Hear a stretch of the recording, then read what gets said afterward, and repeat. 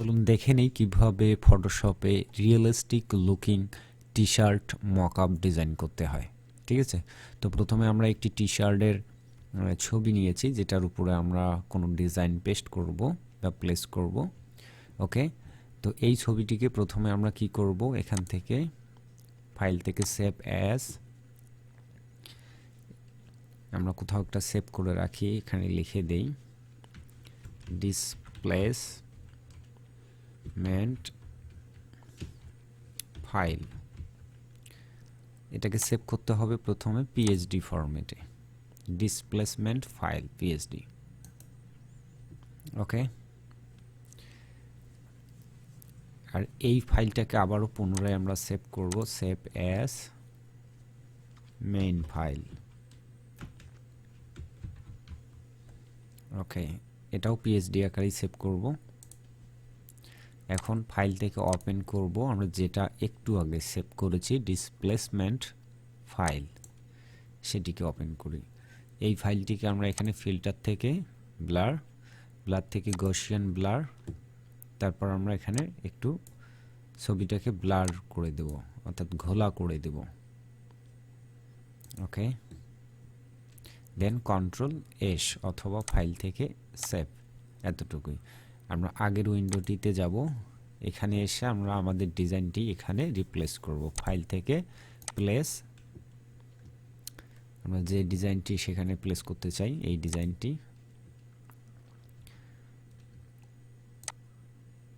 Resize করে নিচ্ছি।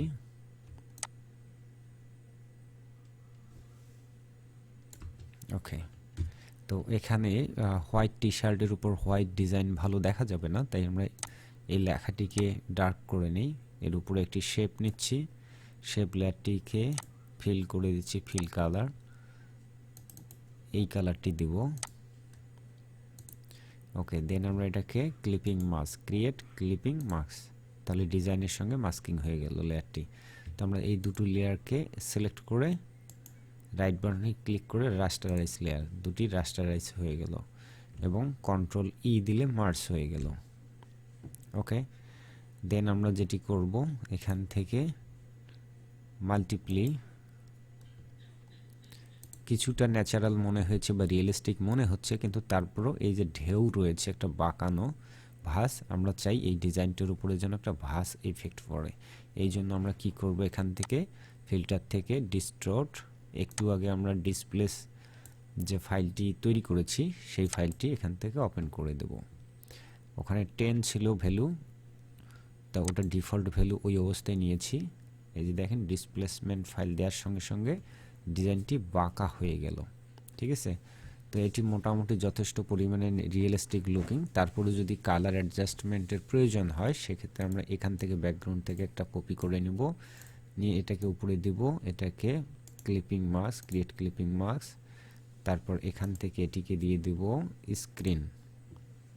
এরপরে এর উপরে আমরা একটি অ্যাডজাস্টমেন্ট লেয়ার নিব, সেটি হচ্ছে লেভেল।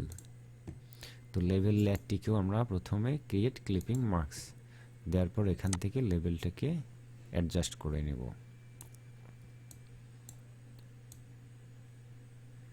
যতটুকু লাইট লাগবে আমরা এখান থেকে ব্যালেন্স করতে পারবো। তো টি শার্টটাই খানিকটা টেক্সচার, অনেক বেশি টেক্সচার, তো এটাকে যদি আমরা রিয়েলিস্টিক লুকিং করতে যাই তাহলে কিন্তু আমাদের ডিজাইনটিকেও টেক্সচারাইজ করতে হবে, তবেই কিন্তু এটাকে রিয়েলিস্টিক মনে হবে। অর্থাৎ মনে হচ্ছে যে টেক্সচারাইজ, এর যে কাপড়টা সেটা কিছুটা টেক্সচারাইজ, অর্থাৎ অনেক বেশি অমসৃণ, সে কারণে ডিজাইন যদি কোনো কিছু করা হয় সেটাও কিন্তু এমনটাই মনে হবে রিয়েল, তাই না? আর এমনি নর্মালি এটা হচ্ছে আমাদের রিয়েলিস্টিক ডিজাইন করার পর আমি আপনাদেরকে দেখাই প্রিভিউটুকু, তাহলে ক্লিয়ার হবেন। এটাকে এই তিনটাকে গ্রুপ করে রাখতেছি। এখন আমরা অরিজিনাল ডিজাইনটা এখানে যদি প্লেস করি এখন,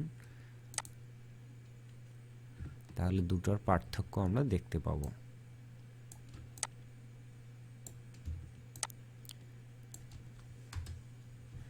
ওকে, এখান থেকে অ্যাগাইন